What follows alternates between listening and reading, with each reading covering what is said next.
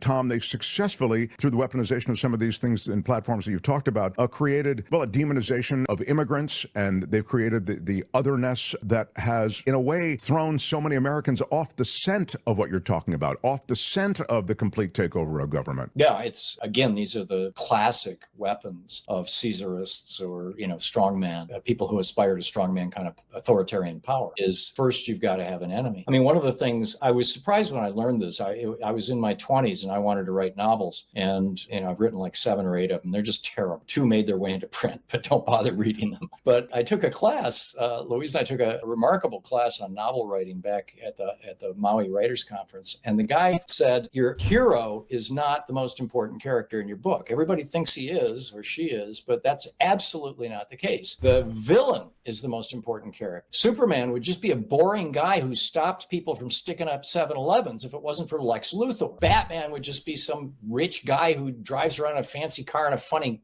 outfit if it wasn't for the Joker. You've got to have a supervillain in order to have a superhero. So throughout history, I mean, again, going back to Julius Caesar, throughout history, every wannabe dictator, every wannabe authoritarian always starts out by creating an other that they can point to and saying, that's the supervillain. And we've got several candidates right now that the Republican Party has offered us. Immigrants, trans people, the queer community in general, Black people. There's a few Muslims, but typically they settle on one big one. And Trump has been riding the immigrant one for some time. We'll see how this shakes out over the course of the next 2 years. But